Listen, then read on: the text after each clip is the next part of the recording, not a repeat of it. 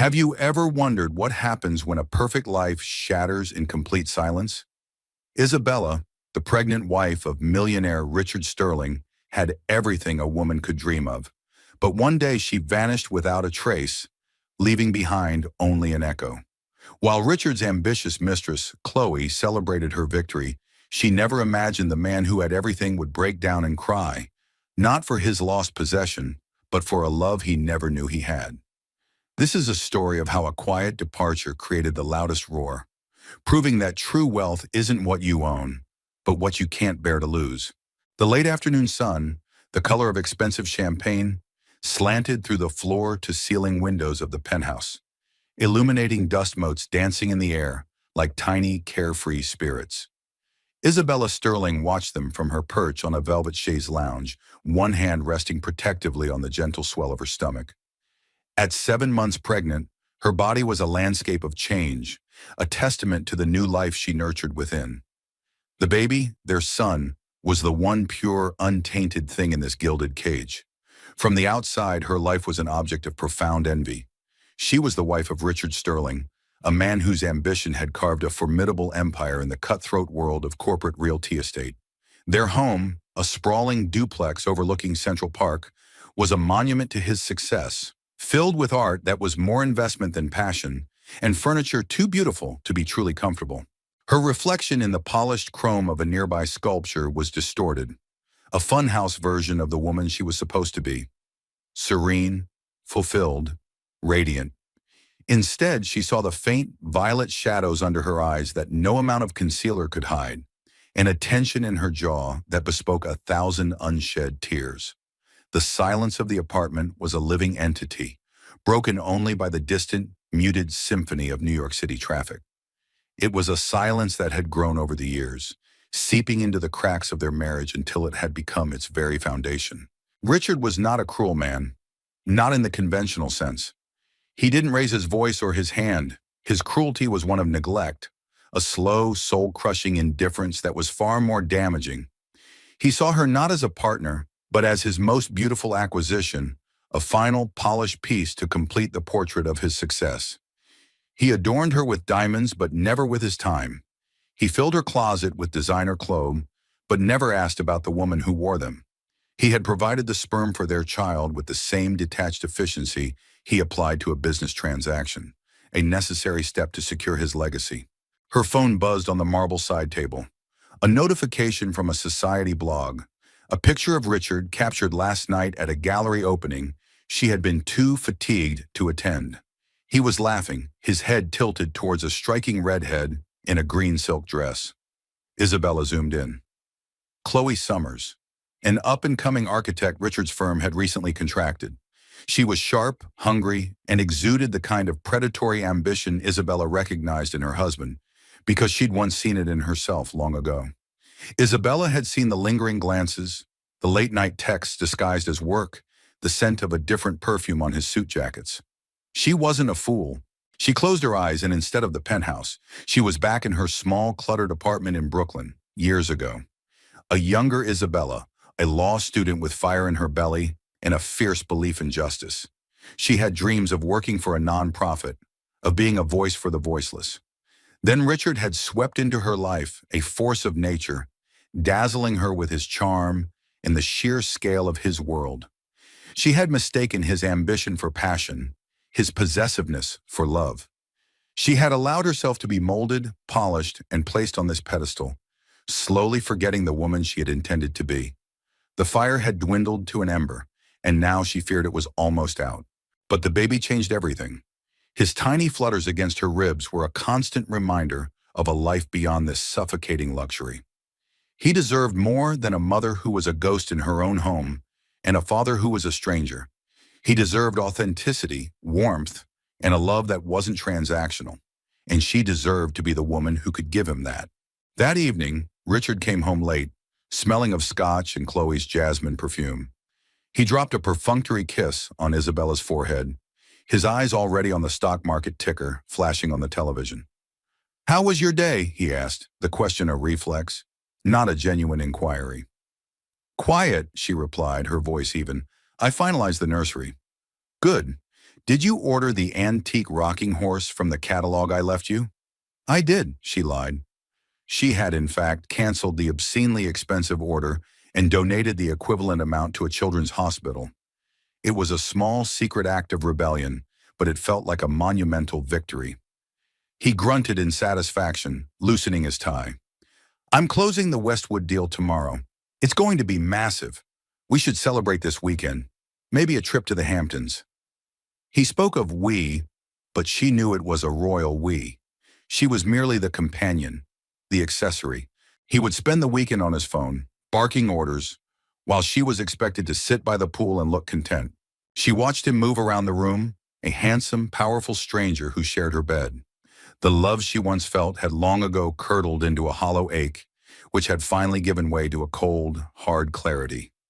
Ambition, she now understood, could be a cancer. It had consumed him, and it had nearly consumed her, but no more. Later that night, as he slept beside her, a deep and dreamless sleep of the untroubled, Isabella lay awake, charting her course.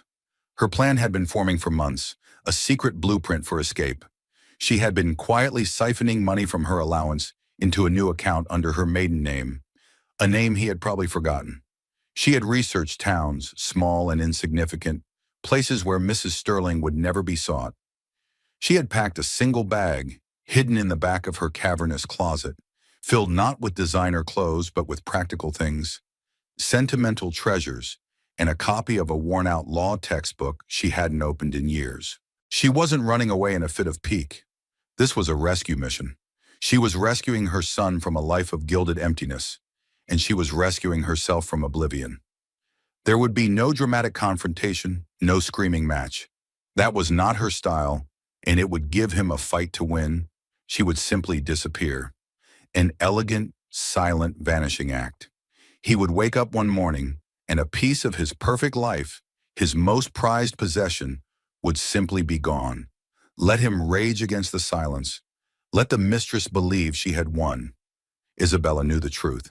She was finally setting herself and her child free.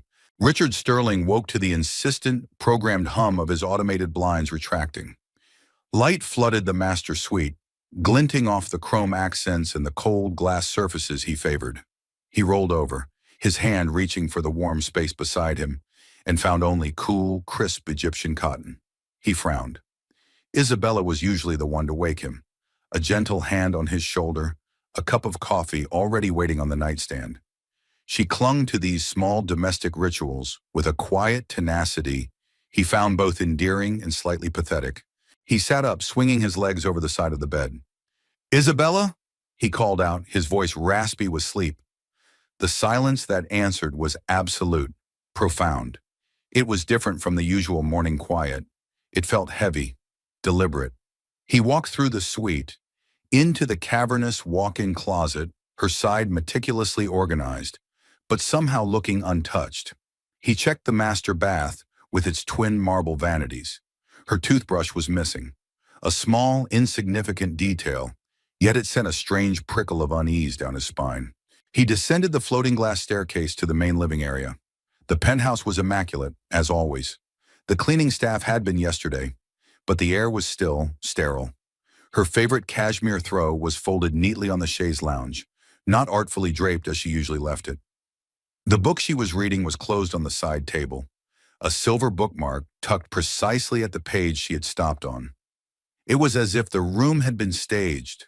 On the gleaming white marble of the kitchen island, propped against a ridiculously expensive fruit bowl, was a single sheet of heavy, cream-colored stationery. It was her personal stationery, the kind she used for thank-you notes. His name, Richard, was written on the front in her elegant, looping script. He picked it up, expecting a list of errands, a reminder about a dinner party. Instead, the note inside was brutally short. "I am gone. Please do not look for me." That was it. No explanation, no recriminations, no signature. The words were stark against the creamy paper. He read them again, and then a third time, a cold knot tightening in his stomach. This had to be a joke, a poorly conceived melodramatic prank. Isabella was not impulsive. She was predictable, placid. She was the calm water to his storm. She wouldn't just leave. Especially not now, with the baby coming. Their son, his heir. He pulled out his phone, his thumb hovering over her contact photo. A smiling, sun-drenched picture of her from a trip to Italy 2 years ago. He looked happy. He dialed. It went straight to voicemail. "Isabella, this isn't funny," he said, his voice tight. "Call me back. Now." He tried her mother's number. A pleasant but firm voicemail message informed him that Eleanor was on a 2-month cruise through the Norwegian fjords and would not be reachable.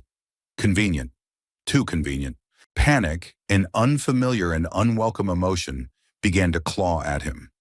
He stalked through the apartment, opening closets, pulling back curtains as if she might be hiding behind them.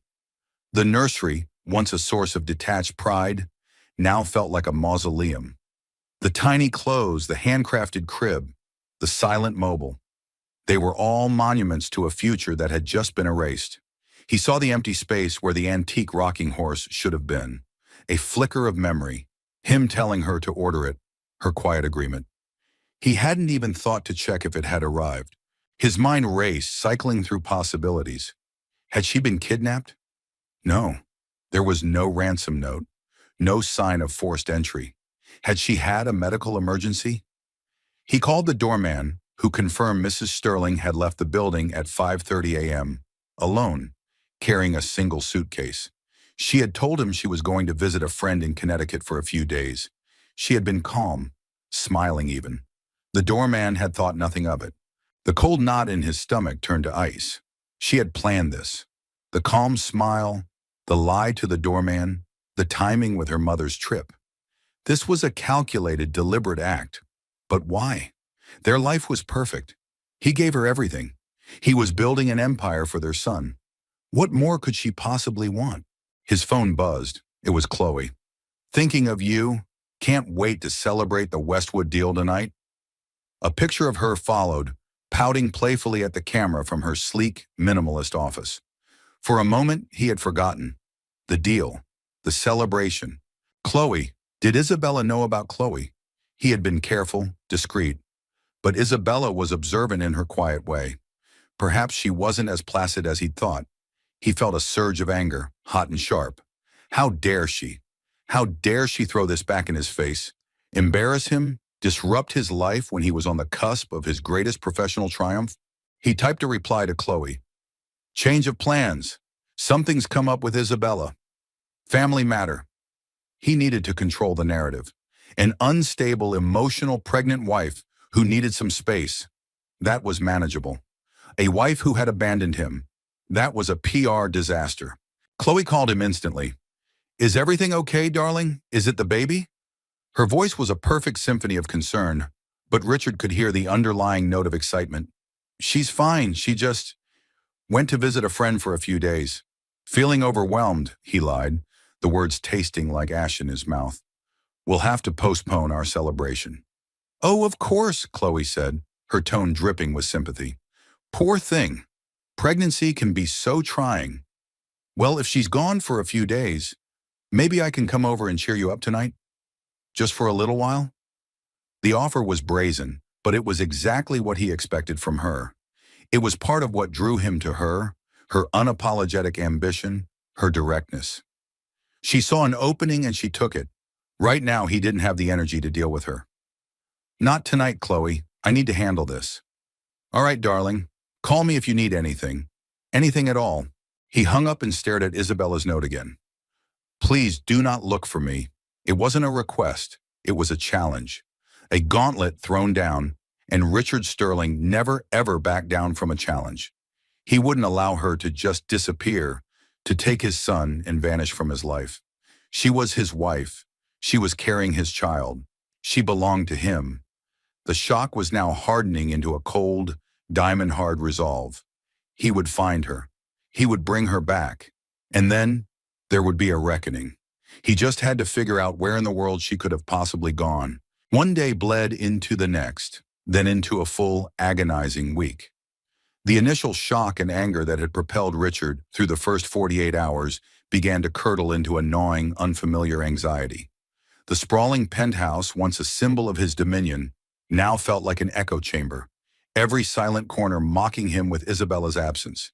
He found himself wandering into the nursery, tracing the outline of the unslept-in crib, the scent of lavender and baby powder she'd chosen hanging in the air like a ghost.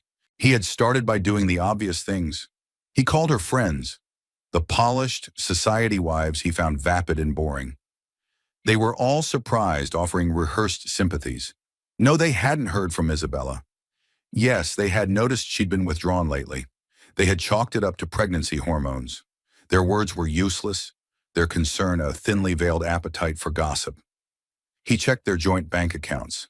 Untouched. He reviewed the credit card statements.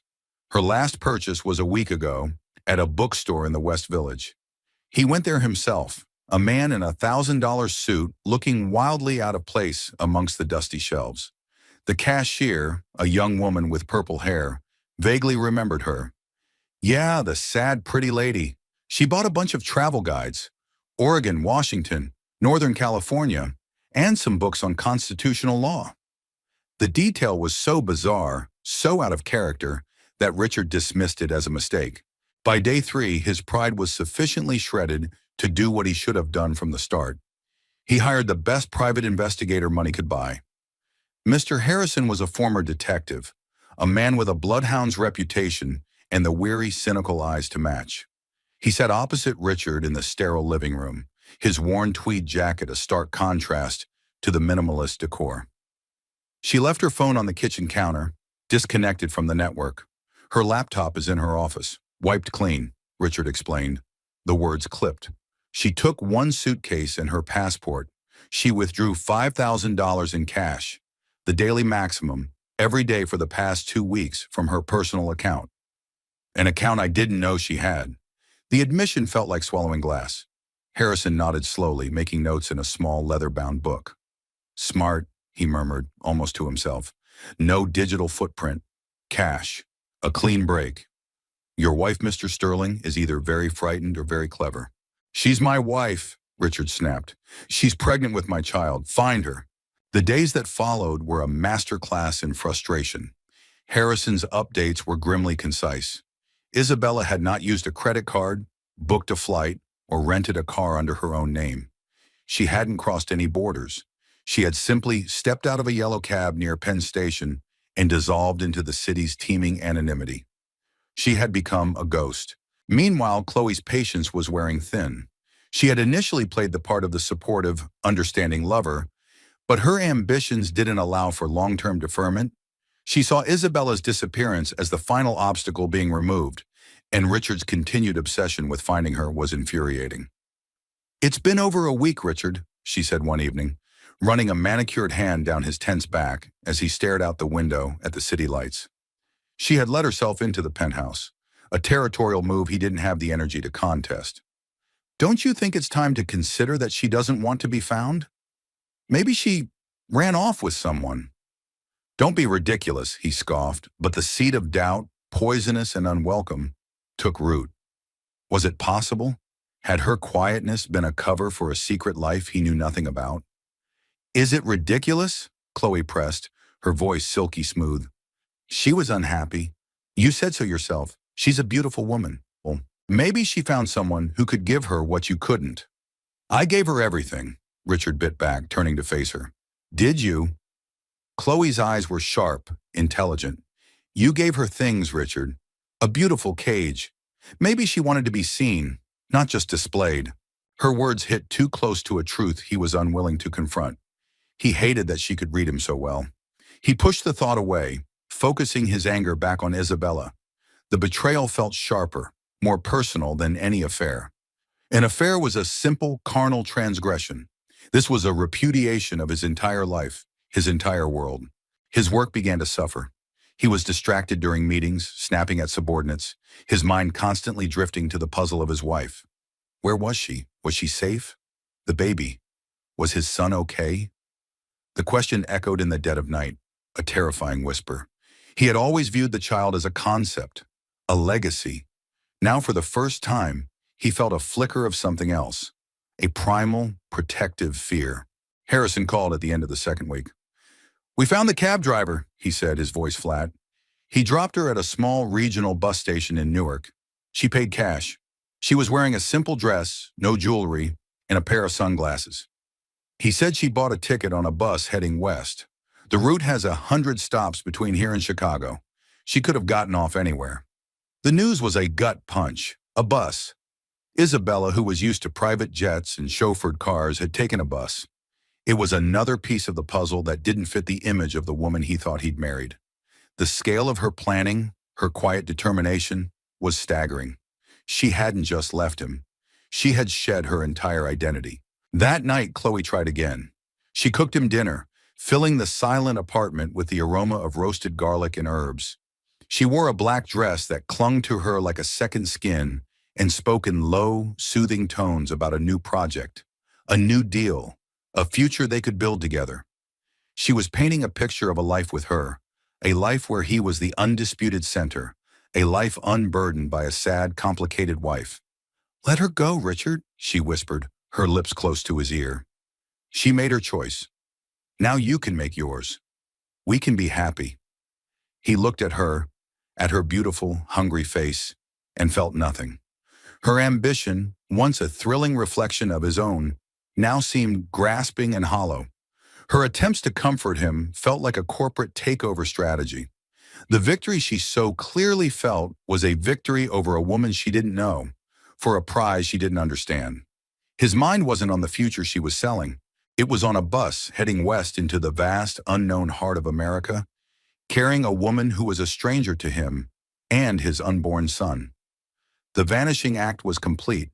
She had not only escaped, she had erased herself, and in doing so, had left an Isabella-shaped hole in his universe that was beginning to pull him into its void.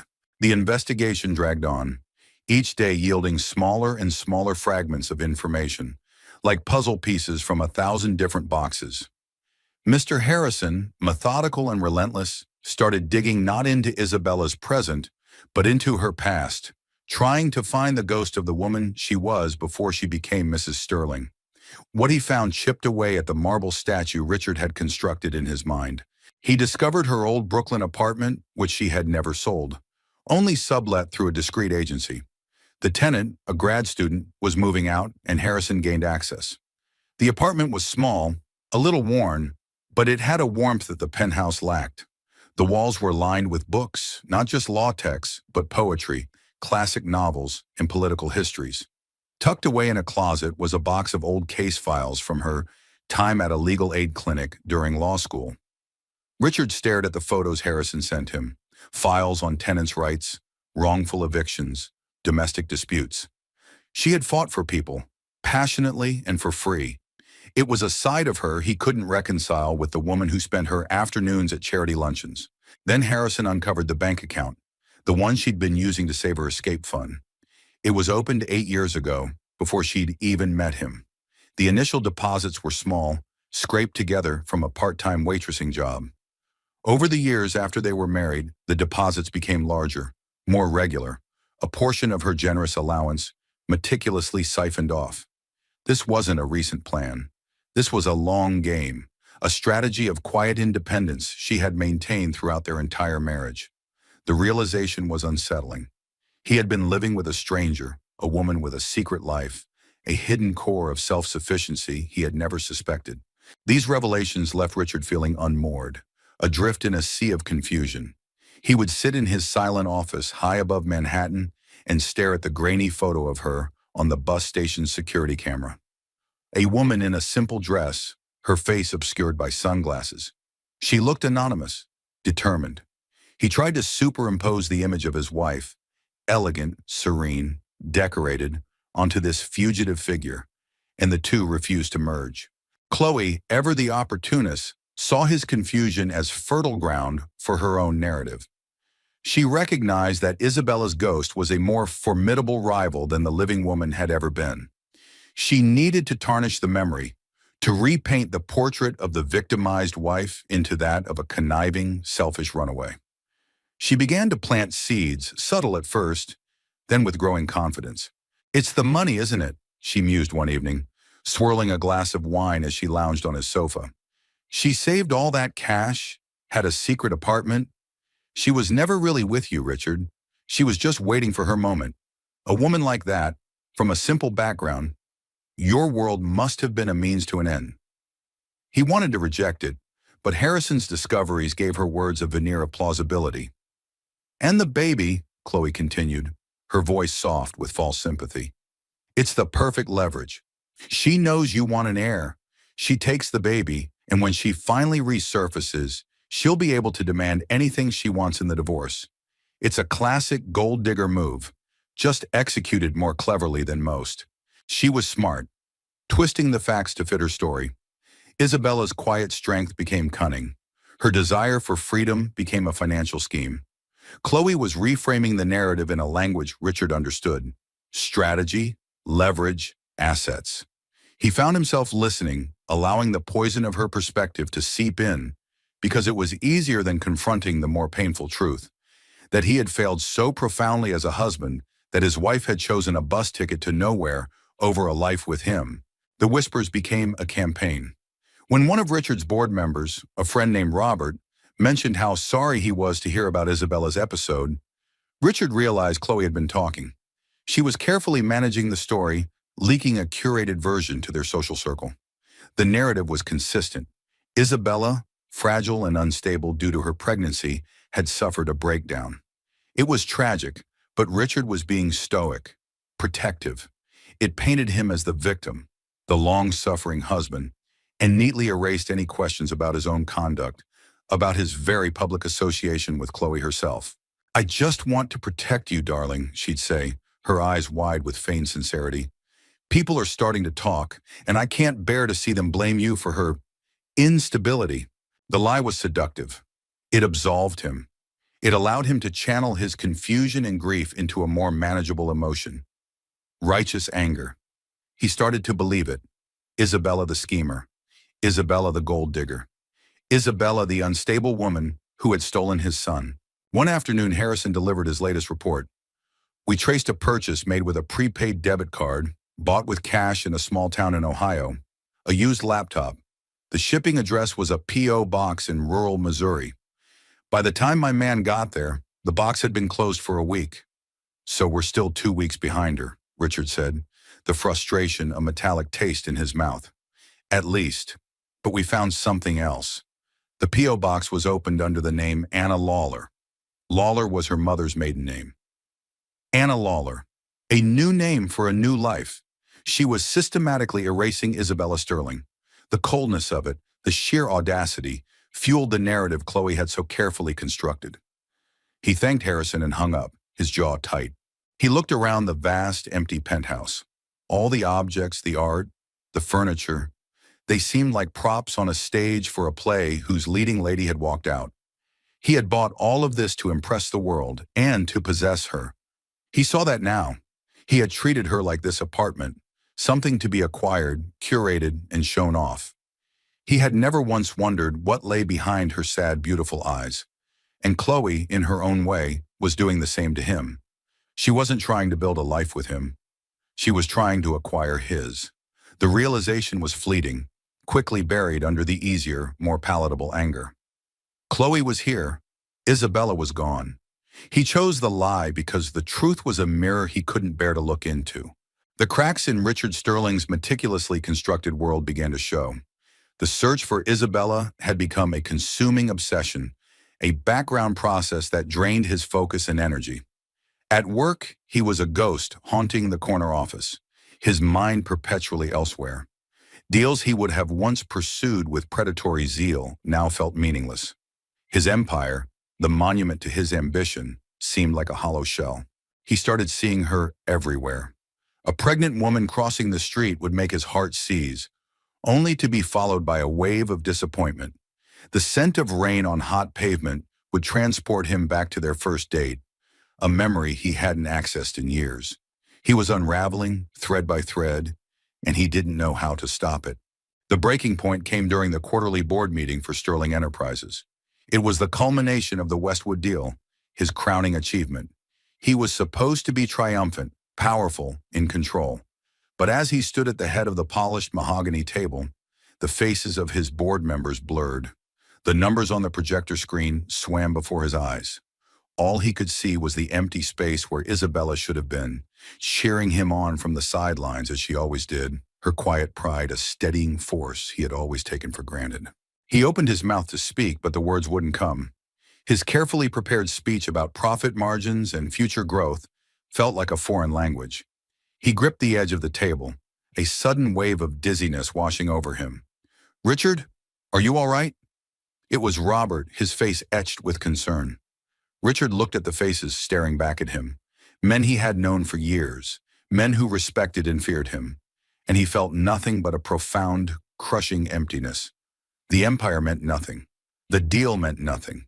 He had conquered the world, but he had lost his wife and his son, and he didn't even know why. A single hot tear traced a path down his cheek, then another. He stood there in front of his board of directors, the titans of industry, and began to cry. Not silent, dignified tears, but ragged, soul-wrenching sobs that shook his entire body. It was the sound of a man breaking apart. The room fell into a stunned, horrified silence. Robert quickly stood up, adjourning the meeting and ushering the bewildered board members out, leaving Richard alone in his glass-walled cage, completely undone. Chloe found him there hours later, sitting in the dark, the city lights glittering mockingly outside. The story of his breakdown had already ripped through their social circle. She had come to perform damage control, to salvage her investment. "Richard, darling," she said, her voice a low, soothing croon. She knelt before him, placing a hand on his knee. "It's okay. You're under an immense amount of stress. Anyone would break." He looked at her, his eyes red-rimmed and hollow. He saw the calculation in her gaze, the ambition that was always churning just beneath the surface. He saw the carefully applied mask of sympathy, and for the first time, her touch felt alien, repellent. "She did this to you," Chloe whispered, seizing the opportunity to drive the wedge deeper. "This is what she wanted, to destroy you." But her words had lost their power. The lie, which had been such a comfortable shield, now felt flimsy and false. He knew with a certainty that cut through his grief that Isabella had never wanted to destroy him. She had only wanted to save herself. The cruelty was his. The neglect was his. The failure was his. "No," he said, his voice raspy. He pushed her hand away. It was a small gesture, but it felt seismic. "It wasn't her. It was me."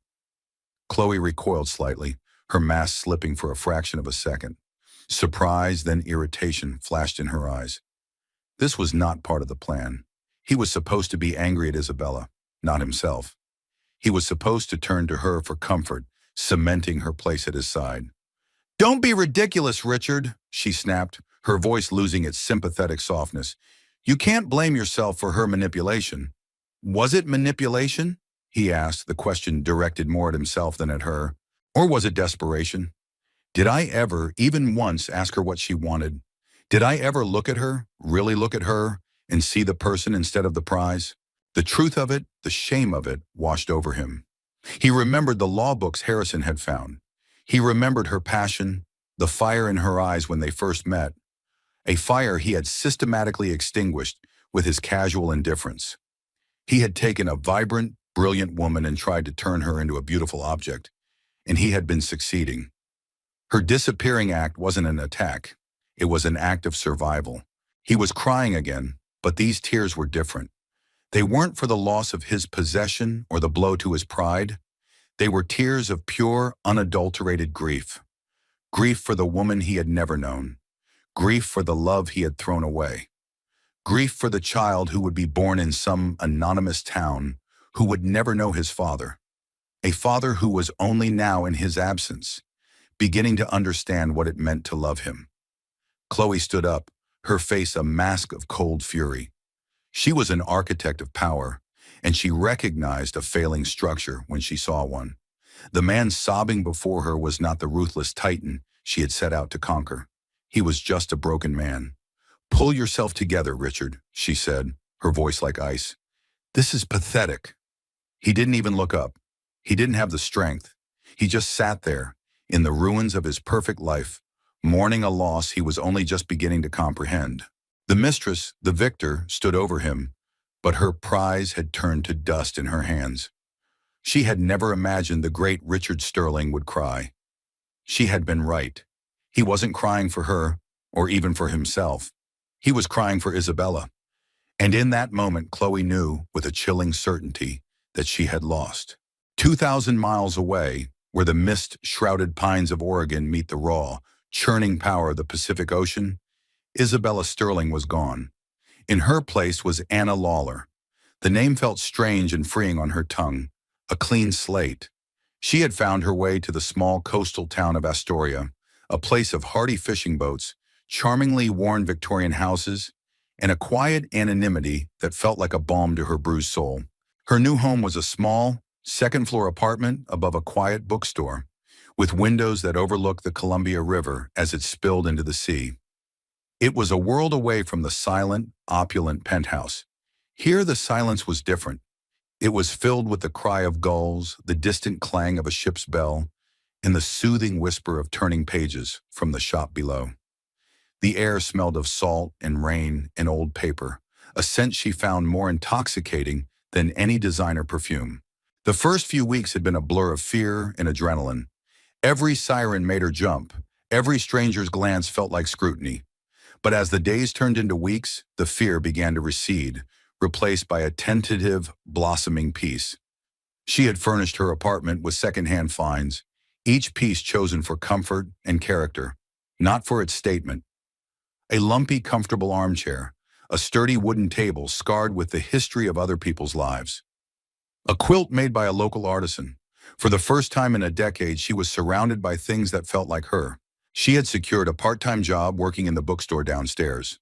It was owned by Margaret, a woman in her late 60s with a cloud of white hair, hands stained with ink, and eyes that held a deep, knowing kindness. Margaret hadn't asked for references or questioned the history of the quiet, heavily pregnant woman who had walked into her shop one day. She had simply seen something in Anna's eyes, a love for books, a need for sanctuary, and had offered her the job on the spot. The pay is terrible, the hours are long, and the customers will ask you the most ridiculous questions, Margaret had said with a wry smile. But the company is good. She had gestured to the towering shelves of books. They never let you down. Anna's days fell into a gentle, predictable rhythm. She would wake early, watch the fishing boats head out in the dawn light, her hands cradling her belly as her son kicked and turned within her. She would work in the shop, recommending novels, dusting shelves, the scent of old paper and binding glue becoming her new reality. She spoke with the locals, fishermen, artists, retirees, people whose lives were grounded in the tides and the seasons, not the stock market. They were curious but respectful, accepting her as the quiet new woman in town. No one asked about a husband or a diamond ring. They just asked how she was feeling and if she needed help carrying her groceries up the stairs. She was rediscovering the woman she had been before Richard, the woman who found joy in a perfectly crafted sentence, who could spend hours debating legal theory, who believed in a world beyond material wealth. She began reading her old law books again, not with any grand plan, but simply to reconnect with the part of herself she had suppressed for so long. The fire she thought had been extinguished was slowly, tentatively, being rekindled. One rainy afternoon, as she was shelving a new shipment of books, Margaret brought her a cup of chamomile tea. "You seem happier these past few days, dear," Margaret observed, her gaze gentle. "The color is coming back to your cheeks." Anna smiled, a genuine, unforced smile that reached her eyes. "I feel lighter," she admitted. "I feel like I can finally breathe." "Sometimes you have to travel a long way to find a place where the air fits your lungs," Margaret said sagely. She paused, then added, "This is a good place to raise a child. People look out for each other here." The simple statement, offered without an ounce of pity or curiosity, brought tears to Anna's eyes. It was the validation she didn't know she needed. She wasn't a runaway wife or a tragic figure. She was a woman building a new life, a mother preparing a safe harbor for her child. She often thought of Richard, but the memories were becoming less painful, more distant. She didn't hate him. In her newfound clarity, she mostly felt a profound pity for him. He was trapped in a cage of his own making, a prisoner of the ambition that drove him. She hoped, for his sake, that he would one day find a way out. But his journey was no longer her own. Her focus was on the future, on the imminent arrival of her son. She had bought a simple wooden crib from a local carpenter and painted it a soft, sunny yellow. She knitted a small blue blanket, her stitches uneven but filled with love. She attended a local prenatal group, sharing her hopes and fears with other expectant mothers, their backgrounds a tapestry of different lives, all united by the universal experience of creation. Lying in bed one night, listening to the rain patter against the window pane, she felt her son give a particularly strong kick.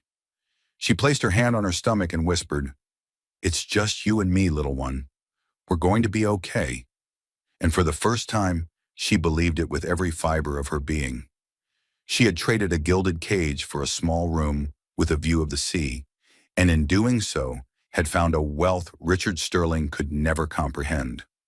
She had found herself, and she was finally, truly home. Back in New York, the fallout from Richard's boardroom breakdown was swift and brutal.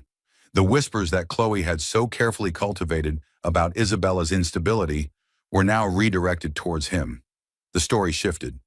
Richard Sterling, the Titan, was crumbling under pressure. His judgment was compromised. The carefully constructed facade of impenetrable strength had been shattered, and the sharks in the water were beginning to circle. Chloe, watching her future prospects dim with every rumor, shifted her strategy from seduction to damage control, and finally to desperation. Her plan had been to seamlessly slide into the role of the new Mrs. Sterling, the woman who had saved Richard from his tragic marriage. But the man she was dealing with now was not the confident predator she'd been drawn to. He was listless, haunted, and, worst of all, uninterested in her. She decided a direct confrontation was her only remaining move. She cornered him in the penthouse one evening, dressed not in a seductive cocktail dress, but in a severe, elegant power suit, as if preparing for a hostile negotiation. "We need to talk, Richard," she began, her tone clipped and devoid of its usual warmth. He was standing by the window, nursing a glass of scotch, a nightly ritual that had become his only comfort. He didn't turn to look at her. "I'm tired, Chloe." "I'm sure you are," she retorted, her voice sharp. "But your little performance at the office has created a massive problem. For both of us. Robert is calling for an emergency meeting to discuss your leadership." "Your leadership, Richard? Do you have any idea how much work I've put into this? Into us?" The raw, undisguised avarice in her voice finally broke through his melancholic haze. He turned slowly, looking at her as if seeing her for the first time. He saw the hard ambition in her eyes, the ruthless calculation. And in that moment, he saw a perfect, horrifying reflection of himself. She wasn't his partner. She was his protégé, his mirror image.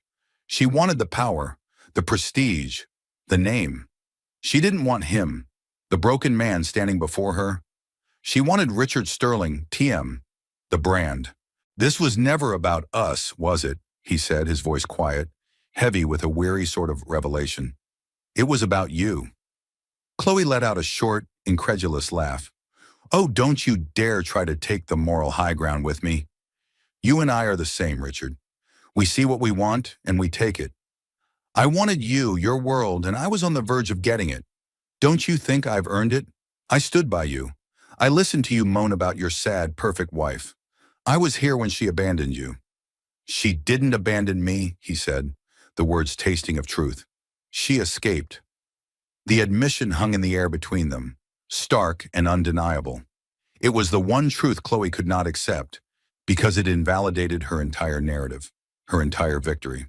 "She ran away like a coward," Chloe spat, her composure finally cracking. "She left you and she took your son." "Did she?" Richard countered, taking a step closer, his eyes clear for the first time in months. "Or did I drive her away? Did I create a home so cold, a life so empty, that running into the unknown with nothing was a better option? Did I ever love her, Chloe? Or did I just own her?" He wasn't really asking her. He was putting voice to the questions that had been tormenting him in the dead of night. He saw it all with sickening clarity now. Isabella's quiet sadness, her forced smiles, her retreat into a world of her own. They weren't signs of weakness. They were symptoms of his own failure. Chloe stared at him, her face a mask of disbelief and rage.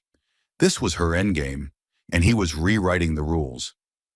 "I don't have time for your existential crisis, Richard," she said, her voice dropping to a low, threatening hiss. "You need to get a handle on this situation, issue a statement, blame Isabella, tell the world she's mentally unstable, and you're the victim. Reclaim your power, or you will lose everything, and I will not go down with you." It was an ultimatum, a final, desperate gambit. She was trying to appeal to the old Richard, the man who valued power and control above all else. But that man was a ghost. He looked at her, at this beautiful, brilliant, ruthless woman, and he felt a profound sense of pity. She was still trapped in the game he was finally beginning to see a way out of. "It's over, Chloe," he said, his voice flat, final. "What did you say?" "Our arrangement. It's over. I want you to pack your things and leave. From the firm, from this building, from my life." Chloe's face went pale, then flushed with a furious red. "You can't be serious. After everything, you're choosing her? A woman who isn't even here?" "I'm not choosing her," he said softly. "I'm choosing something else, something better. I'm choosing to stop being the man who deserved to be left. You should go." He turned his back on her, a gesture of dismissal more potent than any shout, and looked back out at the city.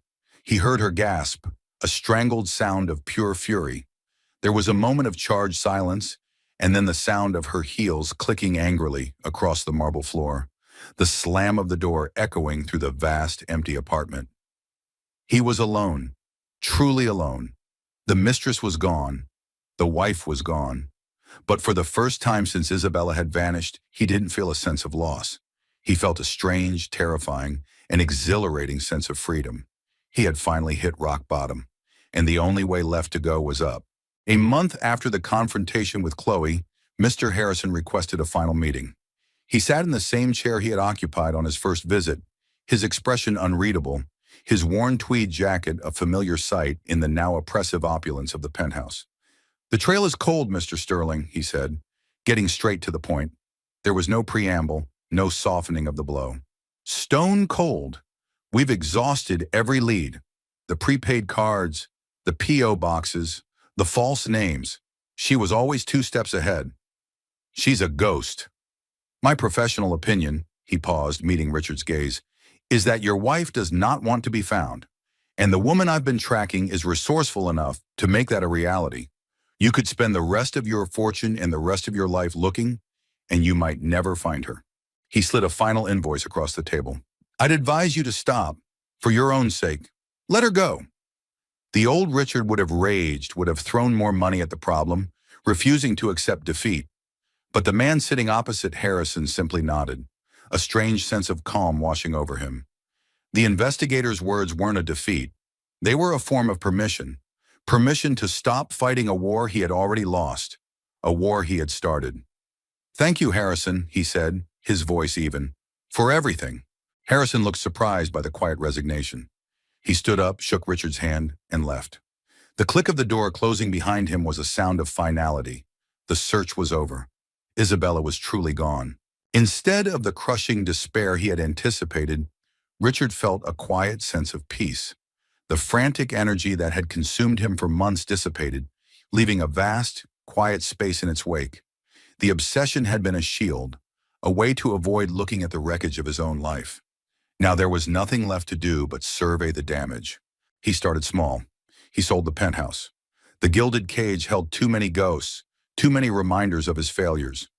He moved into a smaller, more understated apartment downtown, a place with warm wood floors and walls he filled not with investment art, but with photographs of his parents, of his sister, of a childhood he had long since left behind. He began the slow, painful work of mending the relationships his ambition had corroded. He called his younger sister Sarah, whom he hadn't spoken to in over a year, after a fight about his missing her son's birthday. He apologized, without excuses or justifications. The silence on the other end of the line was long, and then her voice, thick with emotion, said, "I've missed you, Rich." It was a start. He stepped back from the day-to-day operations of his company, promoting a capable executive to take his place. He found that the relentless pursuit of the next deal, the next conquest, he no longer held any appeal. The board, having witnessed his breakdown and subsequent withdrawal, was relieved. He was still the owner, but he was no longer the king. He started walking through the city, not with a destination in mind, but just to see it, to feel its rhythm. He noticed the street musicians, the laughter of children in the parks, the small, everyday human dramas he had been blind to from the tinted windows of his chauffeured car. One Saturday on a whim, he walked into a soup kitchen, a place he would have previously only engaged with by writing a large, tax-deductible check. He was awkward at first, a man in a cashmere sweater completely out of his element. But he was put to work chopping vegetables, his hands more accustomed to signing contracts, growing calloused and raw. He listened to the stories of the people he served, stories of hardship, loss, and incredible resilience. He felt a sense of connection, of shared humanity, that his wealth had always insulated him from. He began volunteering there every weekend. He was changing. The grief for Isabella and his son had not disappeared, but it had transformed. It was no longer a frantic, angry obsession, but a quiet, persistent ache in his heart, a reminder of the man he had been and the man he was trying to become. He wasn't doing these things to find her or to earn her forgiveness. He was doing them for himself. He was trying to build a life that the woman she had become might not have needed to escape from. He thought about the child, his son. The boy would be almost 2 years old now. Richard would picture him in his mind, a small boy with Isabella's serious eyes and, perhaps, his own stubborn chin. He wondered if the boy was happy, if he was loved. He knew with a certainty that brought both pain and comfort that with Isabella as his mother, the answer was yes. He had missed the birth, the first steps, the first words. He had lost the right to be a father, but he could still become a good man. Maybe in the end, that was a kind of redemption. His heart, once closed and armored, was slowly, painfully, opening up to a world he had never truly seen. 3 years passed. The new Richard Sterling was a quieter, more thoughtful man. His business still thrived, but at a distance managed by others. His life was simpler, his wealth a tool for quiet philanthropy rather than a weapon of ego. The ache in his heart for his lost son and the wife he never knew remained. But it had settled into a part of his landscape, a sad and beautiful feature that reminded him of how far he had come. He was in Portland for a conference on sustainable urban development, a passion project he'd become deeply involved in. The conference ended a day early, and he found himself with a rare, unstructured 24 hours. On an impulse he couldn't explain, he rented a car and started driving west, towards the coast.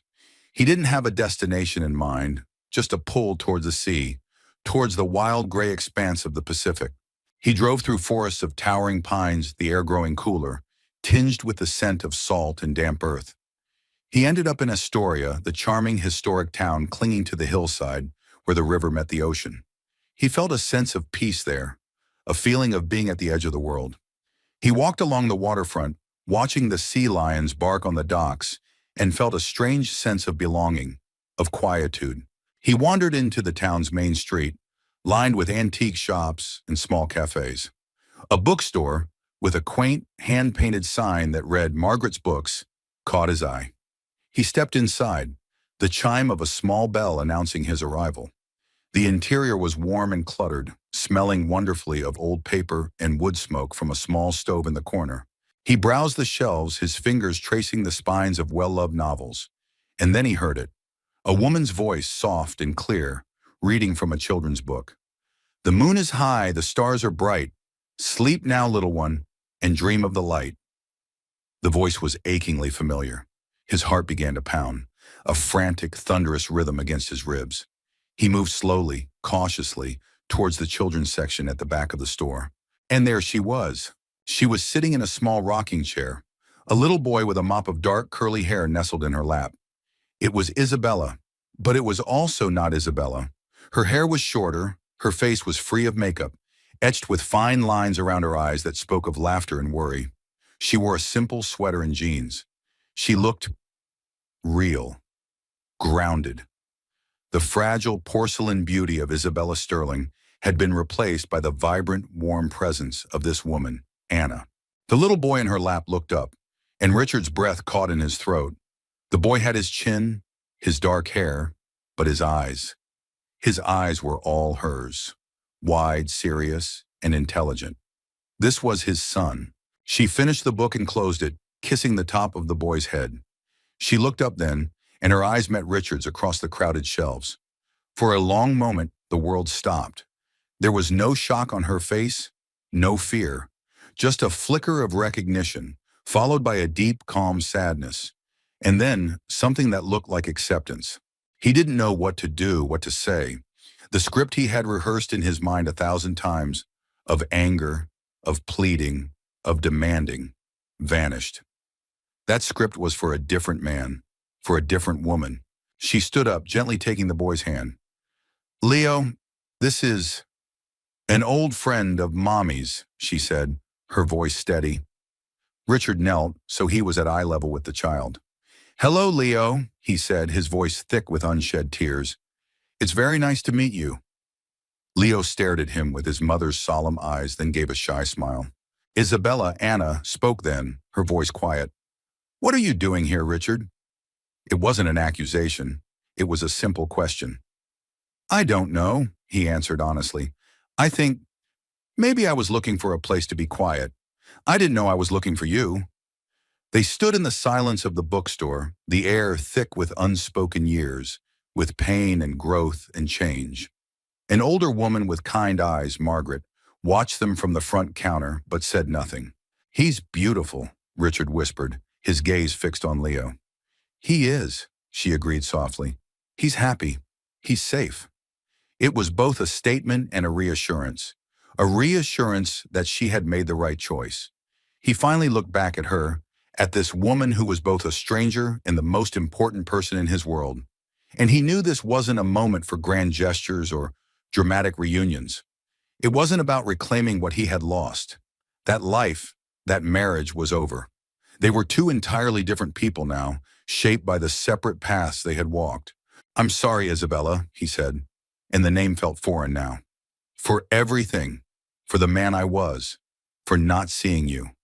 I am so, so sorry." A single tear traced a path down her cheek, but she was not sad. It was a tear of release.